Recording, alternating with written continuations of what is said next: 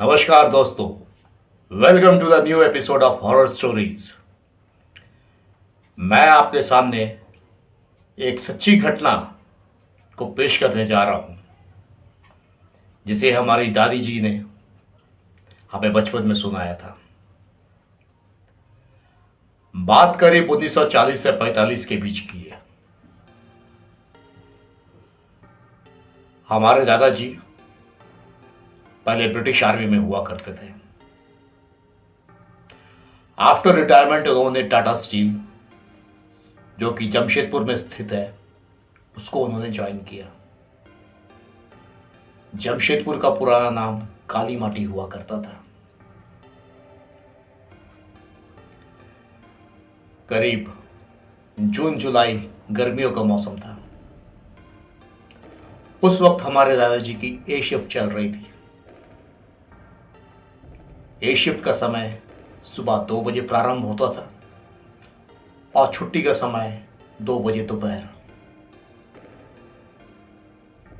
गर्मी के दोपहर आप समझ तो सकते हो, बहुत धूप, लू वगैरह काफी कुछ चलती है। हमारे दादाजी के साथ में उनके कुछ मित्र भी साथ में ही कार्य करते थे। सब मित्र मंडली ने प्रोग्राम बनाया, चलो भाई आज ड्यूटी के बाद पार्टी की जाए। तो दादाजी उनके साथ में सहमत हुए और सारी मित्र मंडली पार्टी मनाने चले गए। पार्टी समाप्त होने के बाद हमारे दादाजी घर की ओर प्रस्थान किए। उस समय मोटर गाड़ियों सबका तो ज्यादा दौर नहीं हुआ करता था। दादाजी के पास एक साइकिल थी 22 इंच की। वो अपना साइकिल लिए घर की ओर प्रस्थान किए। रास्ते में उन्हें एक काफी खड़ी चढ़ाई मिली, तो वो अपने साइकिल से उतर गए और पैदल साइकिल लिए चलने लगे। अचानक एक चौरास्ता के पास काफी जोरों की बवंडर, जो हवा जो गोल गोल जो घूमता है, वो उनके समीप आया। जो बवंडर होता है, आपने देखा होगा गर्मियों में, जो भी कूड़ा कबाड़ ये होता है लेके सीधा उड़ती है ऊपर। पहले जमाने में सिल्क की पगड़ी हुआ करती थी, तो हमारे दादाजी उन्होंने सिल्क की पगड़ी जो धारण की हुई थी। बवंडर जो उनके पास आया और उनकी पगड़ी उड़ाकर ऊपर ले गया। दादाजी ने सोचा ये भाई क्या हुआ, उन्हें बड़ा गुस्सा आया। उन्होंने उस वक्त अपने ड्यूटी के जो सेफ्टी शूज होते वो पहने हुए थे, उन्होंने उतारा, आओ देखा ना ताओ, दे मारा पगड़ी पर।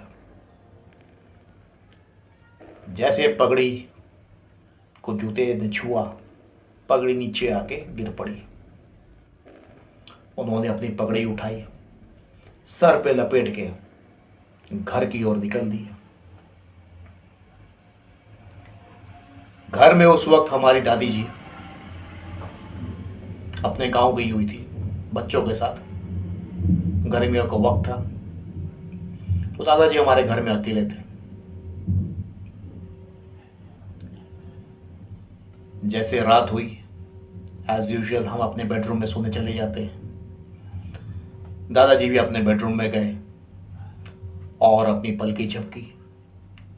जैसे ही उन्होंने पलकी झपकी, उन्होंने देखा कोई उनकी चादर खींच रहा है, कोई सामान घर के गिरा रहा है, कोई उनके बाल खींच रहा है, कोई उनकी खटिया हिला रहा है। दादाजी घबरा गए, भाई ये क्या माजरा है, क्या हो रहा है। उन्हें कुछ समझ नहीं आया। उन्होंने पास पड़ी तलवार नवार से निकाली और तेज उन्होंने चलाना चालू कर दिया।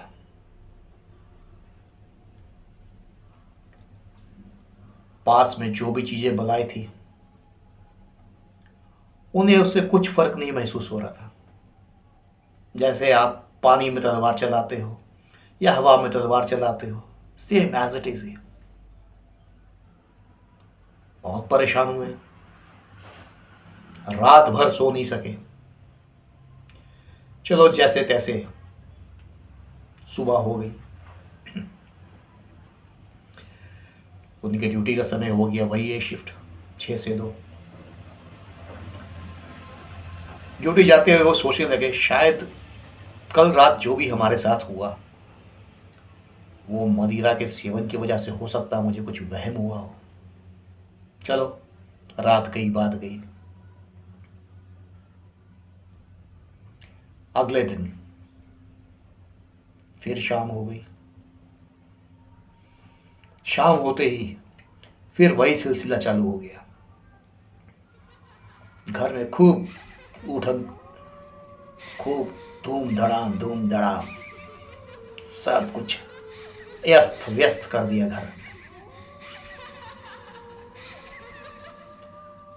दादाजी फिर परेशान हुए, रात भर सो नहीं पाए। आप समझ सकते हो रात की नींद कितनी प्यारी होती सबको, और एक व्यक्ति जो पिछली रात भी ना सोया हो और इस रात भी सो ना पाए, तो आप समझ सकते हो उसकी स्थिति क्या होगी। हमारे दादाजी में एक बात थी, वो ड्यूटी बहुत पंक्चुअल थे। फिर सुबह हुआ, वो अपनी ड्यूटी की ओर चले गए। उनके साथ में जो उनका एक मित्र काम करता था, उन्होंने हमारे दादाजी की दशा देखी और कहा, दादा आपना चोकटा लाल के नो, मतलब आपकी आंखें लाल क्यों हैं। दादाजी ने उनको अपनी व्यथा सुनाई। बोला, क्या करूं भाई, 2 रात से मैं बहुत परेशान हूं, समझ नहीं आ रहा कि क्या करूं। रात को अजीब अजीब घटना हमारे साथ में होती है, कुछ बलाएं रात में आती हैं, मुझे सोने नहीं देती, रात भर परेशान कर छोड़ती है। 2 रात हो गए मैं सो नहीं पाया हूं, और मुझे लग रहा है कि शायद मेरी सर की नसें ना फट जाए। इस वजह से मैं काफी परेशान हूं। तो उनके मित्र ने उनकी बात सुनी। सुनने के बाद उन्होंने कहा, दादा आपको चिंता करने की जरूरत नहीं है, मैं आपको एक महात्मा के पास लेके जाता हूं, बहुत पहुंचे हुए महात्मा है। यहाँ सामने जो पहाड़ी है वहां पे वो विराजमान है। हम उनकी कुटिया की ओर चलते हैं और जाके आप अपनी जो भी व्यथा है उनको बताइएगा कि क्या परेशानी आपके साथ में हो रही है। तो जैसे ही उनकी छुट्टी खत्म हुई, वे अपने दोस्त के साथ बाबा की ओर प्रस्थान किए। तो जैसे ही वो बाबा के पास पहुंचे तो बाबा ने कहा, क्या हाल है बच्चा, क्या समस्या है तुम्हारी। हमारे दादाजी ने अपनी आपबीती सुनाई। कहा, बाबा मैं बहुत परेशान हूं, 2 रात से मैं सो नहीं पा रहा हूं। रात में बहुत सारी बलाएं कमरे में आती हैं, मुझे तंग कर रखा है उन्होंने, मुझे समझ नहीं आ रहा कि मैं क्या करूं। इतना परेशान हो गया, कोई इच्छा तो हो रही है कि अपना सर जो है दीवार में मार दूं। उन्होंने कहा, फिक्र मत कर बच्चा,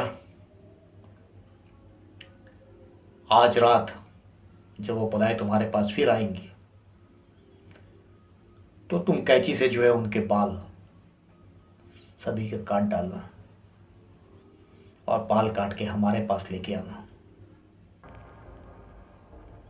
तो दादाजी ने कहा, कमाल पक की बात करते हो बाबा, मैं उन्हें छू नहीं पा रहा हूं तो उनके बाल भला मैं कैसे काटूंगा। तो उन्होंने कहा, बच्चा चिंता की जरूरत नहीं है, ये लो मैं तुम्हें एक यंत्र दे रहा हूं, इसे तुम अपने पास रखना।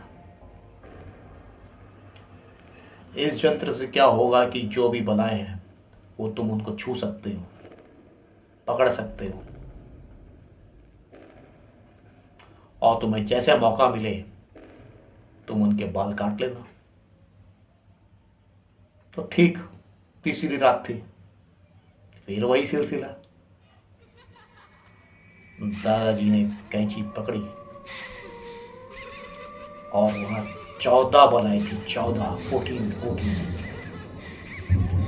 दादाजी ने मौका पकड़ के सभी की बाल जो है काट लिए। जैसे ही बाल कटे वो छटपटा उठी और छू मंतर गायब हो गई।